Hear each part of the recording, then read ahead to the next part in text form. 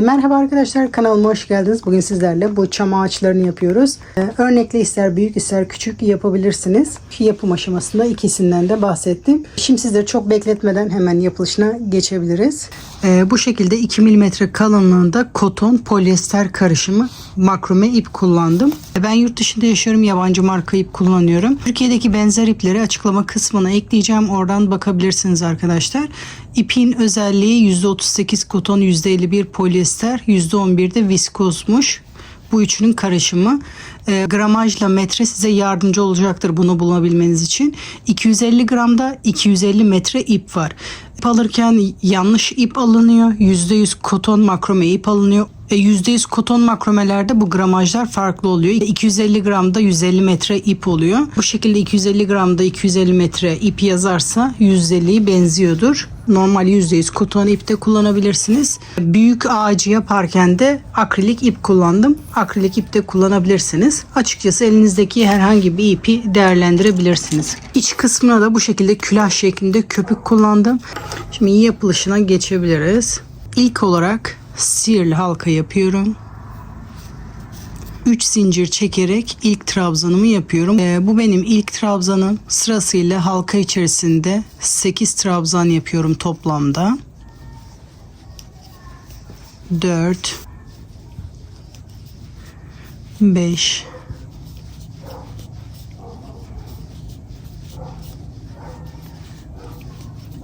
8.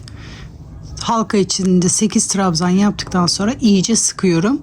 Bu başlangıç büyükte de aynı, küçükte de aynı. Büyükle küçüğün yapılışı aynı arkadaşlar. Bu sırasıyla büyüterek devam edince daha da büyük oluyor. Şimdi sıramı birleştiriyorum. Bu yaptığım zincirin tek teline batarak, yani ilk trabzanın bu şekilde iz sürme yaparak sıramı birleştiriyorum. Tığımı çıkarıp o zincirin benden taraftaki teline batıyorum. Bu şekilde. Şimdi bu zincirli kısımları yapacağım. Bu uzunluğu siz kendinize göre değiştirebilirsiniz. Ben 15 zincirli yapıyorum. 1, 2, 3, 4, 5, 6, 7.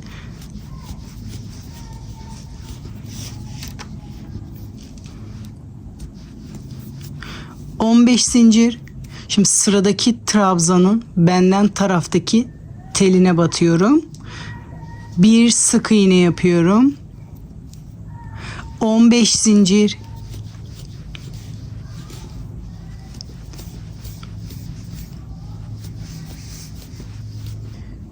Şimdi sıradaki trabzanın benden taraftaki teline batarak bir sık iğne yapıyorum. Bu şekilde bütün trabzanların tepesine batarak böyle yapacağız.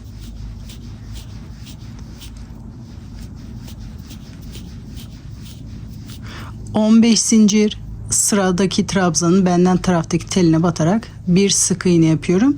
Bu şekilde sırasıyla bütün trabzanların tepesine batarak yapıyoruz. Sıra sonuna kadar yapalım. Sıra sonuna kadar geldim. Sonuncu trabzanın tepesine de battım. Şimdi bu iki trabzan arasında da bir tane olması gerekiyor. Toplamda şu anda 7 tane, 8 tane olması gerekiyor. 15 zincir.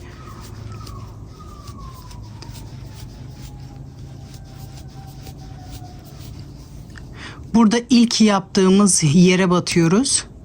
Burada zincirin tepesine batarak bir iz sürümü yapıyorum. Burada sıramı birleştiriyorum. Bu şekilde bu zincirler toplamda 8 tane oluyor. Şimdi diğer sıraya geçiyorum. Bu battığım zincirli kısmın arka teline batıyorum. Orada bir iz sürme yaparak yeni sıraya başlıyorum. 3 zincir. Şimdi çoğaltma yapmamız gerekiyor. Aynı boşluğa tekrar batarak bir trabzan yapıyorum. Şimdi sırasıyla trabzanların zinciri yaparken ön tellerine batmıştık. Şimdi arka tellerine batarak trabzan yapmaya devam ediyoruz. Çam ağacını yaparken her sırada 2 yerde arttırma yapıyoruz. Birini bu tarafta yapacağım, birini bu tarafta yapacağım. Şimdi 3 trabzan daha yapıyorum tekli olarak, sırasıyla arkadaki tellere batarak. Şimdi sıradaki trabzana da batıyorum. bir trabzan, 3 tek yaptım. Bakıyorum tam karşıya denk geliyor mu? Aşağı yukarı tam karşısı oluyor. Hiç önemli değil.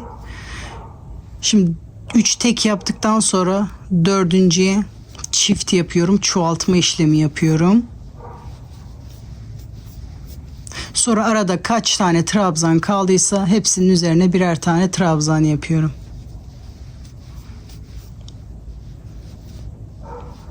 Sırasıyla arka tellerine batarak birer tane trabzan yapıyorum.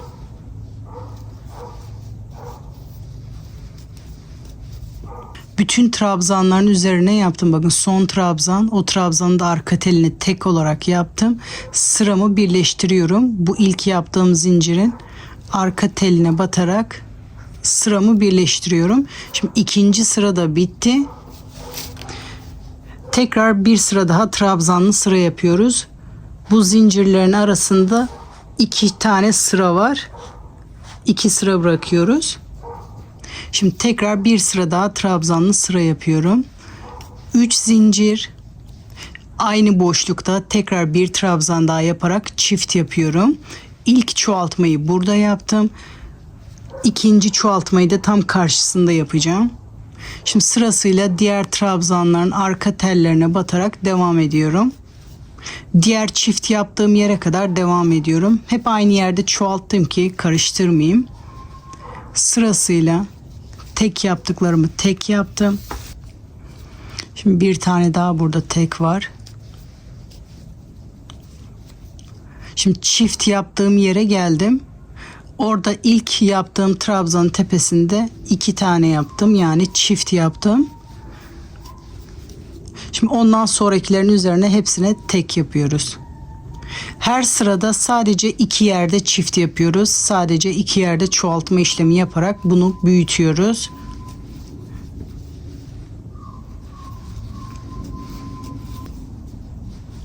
Son trabzan tepesine de bir trabzan yapıyorum. Şimdi sıramı birleştiriyorum. Bu ilk yaptığım zincire batarak sıramı birleştiriyorum. Şimdi 2 sıra yaptık. Zincirli kısmı yapmam gerekiyor.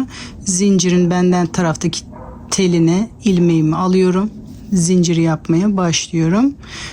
Zincirleri ön taraftaki tellere yapıyoruz. Şimdi zincirin ön teline geldim. 15 zincir yapıyorum. Zincir sayısı hep aynı olacak.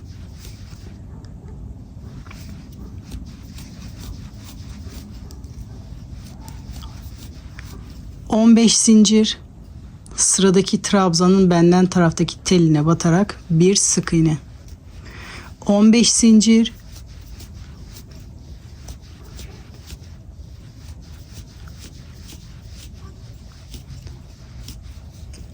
...sıradaki trabzanın benden taraftaki teline... ...bir sık iğne... ...15 zincir...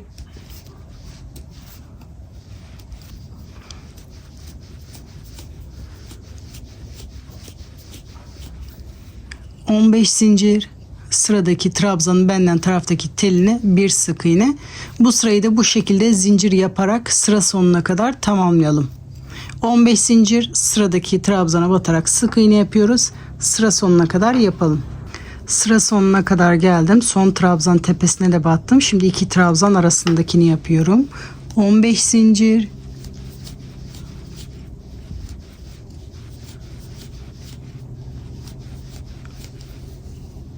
bu ilk yaptığımın aynı yere batarak iz sürme yapıyorum. Sırayı böyle birleştiriyorum. Şimdi ikinci sıra zincirli kısmı da bitirmiş oldum. Şimdi trabzanlı sıraya devam ediyoruz. Bu zincirli kısmın, yani bu ilk trabzanın arka teline batarak iz sürme yapıyorum. Sonra trabzan yapmaya başlıyorum. 3 zincir, aynı boşlukta tekrar batarak bir trabzan daha yapıyorum. Çift. Burada çift yaptığım yere kadar, diğer sırada çift yaptığım yere işaret aldım. Şimdi oraya kadar bütün trabzanların arka teline birer tane trabzan yapıyoruz. Bunlara tek yapıyoruz.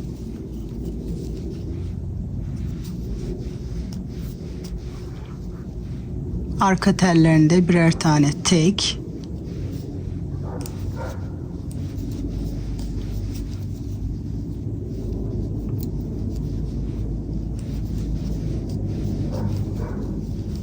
Şimdi işaret aldığım yere geldim. Yani diğer sırada çift yaptığımın ilk trabzanı. Onun üzerine çift yapıyorum. 1 yani 2 trabzan yapıyorum aynı boşlukta. Sonra sırasıyla diğer kalan trabzanlara tek olarak yapıyorum sıra sonuna kadar.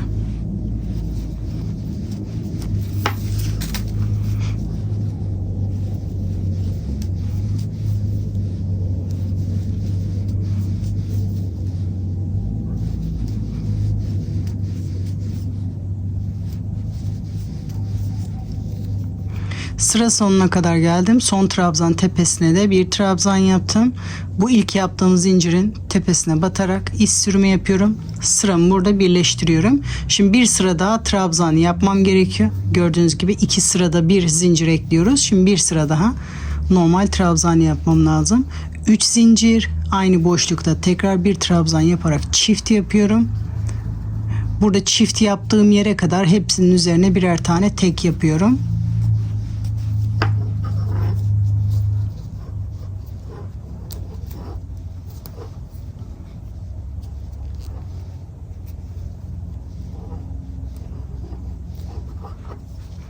Buraya kadar tek yapıyorum.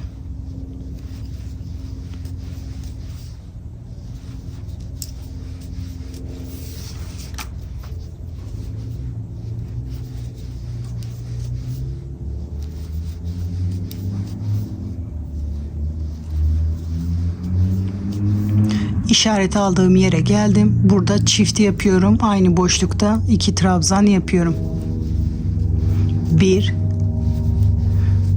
2 bundan sonraki trabzanlara tek olarak devam ediyorum. Sıra sonuna kadar birer tane trabzan yapalım. Sıra sonuna kadar geldim. İlk yaptığımı batarak sıramı birleştiriyorum. Zincirin benden taraftaki telinde ilmeğimi alıyorum.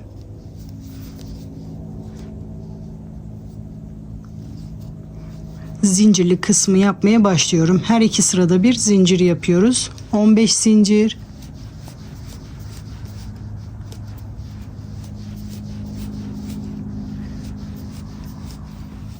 Sıradaki trabzanın benden taraftaki telinde bir sık iğne. 15 zincir.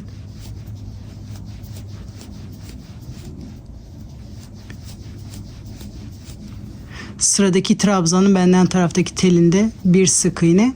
Bu sırayı da bu şekilde sıra sonuna kadar yapalım.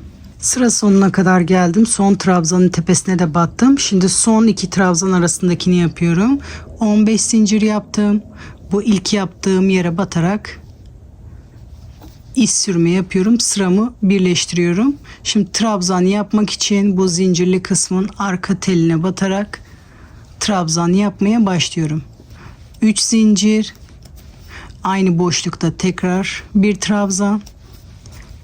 Çoğaltma yerlerini hep aynı yerde yapıyorum. Her sırada 2 yerde çoğaltma yapıyoruz. Sonra diğerlerine sırasıyla birer tane trabzan yapıyorum arka teline. Şimdi işaretimin de yerini değiştiriyorum. Aynı yerde ama sırayı değiştirdim. Şimdi bu işaret aldığım yere kadar bu trabzanların arka tellerine birer tane tek trabzan yaparak bu işarete kadar tek örüyorum.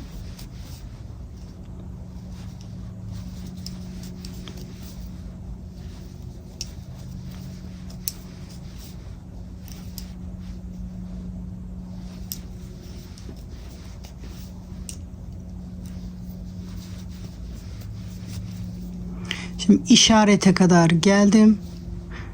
Orada 2 yani çift trabzan yapıyorum. İkinci çoğaltma yerinde yaptım. Gördüğünüz gibi karşı karşıya aynı sırada çoğaltma işlemi yapıyoruz. Her sırada 2 yerde çoğaltma işlemi yapıyoruz. Şimdi sıra sonuna kadar arka tellerine birer tane tek yapalım sıra sonuna kadar. Sıra sonuna kadar geldim. Sonuncu trabzan tepesine de battım. İlk yaptığım zincirin tepesine batarak sıramı birleştiriyorum. Tekrar bir sıra daha trabzanlı sıra yapıyorum.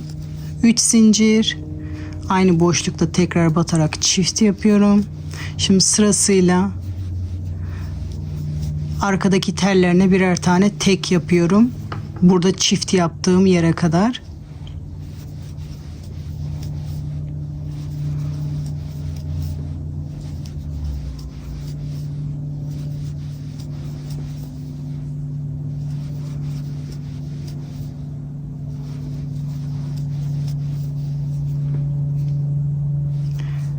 Şimdi çift yaptığımın ilk trabzan tepesine geldim. Oraya da çifti yapıyorum. Şimdi diğerlerinin üzerine birer tane trabzan yaparak sıra sonuna kadar yapıyorum. Sıra sonuna kadar geldim. İlk yaptığım zincirin tepesine batarak iz sürümü yapıyorum. Zincirleri yapmak için ön teline batıyorum.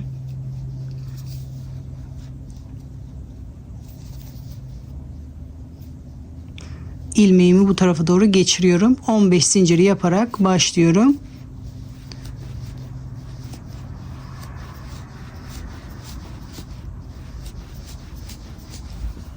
Yanındaki trabzanın benden taraftaki telinde bir sık iğne yapıyorum. 15 zincir.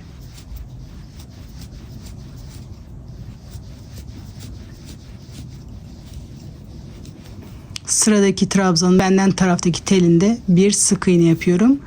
Bunu da bu şekilde sıra sonuna kadar zincirli kısmı yapıyorum. Sıra sonuna kadar geldim. İlk battığım yere de batıyorum. Sıramı birleştiriyorum. Şimdi trabzan yapmak için zincirli kısmın arka teline batıyorum. Sıramı birleştiriyorum. Buraya trabzan yapmaya başlıyorum. 3 zincir. Aynı boşlukta tekrar trabzan yaparak çift yapıyorum. Sırasıyla burada çoğaltma yapılan yere kadar tek yapmaya devam ediyoruz. Ve şimdi tekrar göstermeme gerek yok. Gördüğünüz gibi her sırada 2 yerde çoğaltarak sıralarımızı tamamlıyoruz. Her 2 sırada bir de zincir ekliyoruz.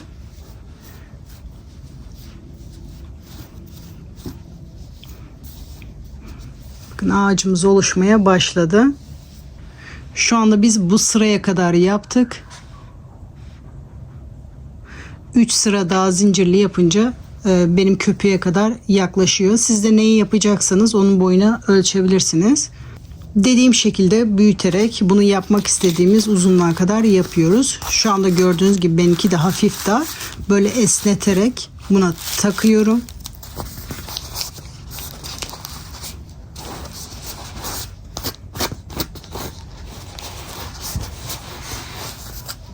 Bakın düzelttiğimde ağaç köpüğün yarısına kadar geliyor.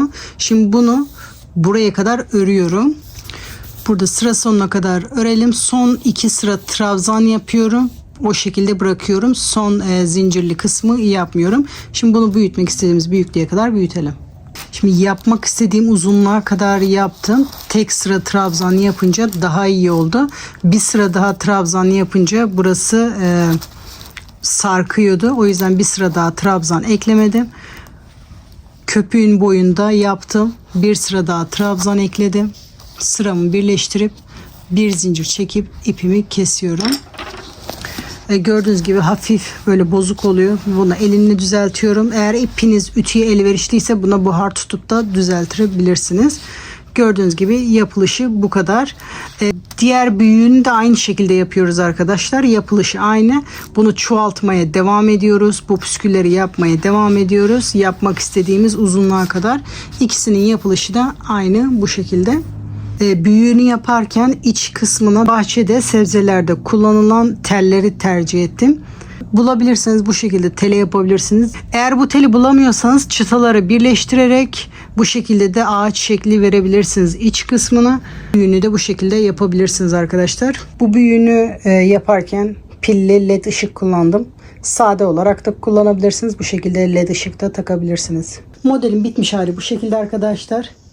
Büyüğüne yaklaşık 700-800 metre kadar ip gitti. Bayağı büyük oldu. Küçüğüne ise 100 metre kadar ip gitmedi. Bu çam ağaçlarını istediğiniz büyüklükte yapabilirsiniz. Küçüğünü ben hafif ütüledim. Büyüğünü de elimle dışından düzelttim. İstediğiniz ipleri kullanabilirsiniz. Gördüğünüz gibi büyük olan da akrilik ip kullandım. Küçük olan da makrome ip kullandım. Elinizde olan herhangi bir ipi bu şekilde değerlendirebilirsiniz. Umarım yaparken sizler de keyif almışsınızdır. Yapacak arkadaşlara kolay gelsin diyorum. Sıradaki videolarda görüşmek üzere.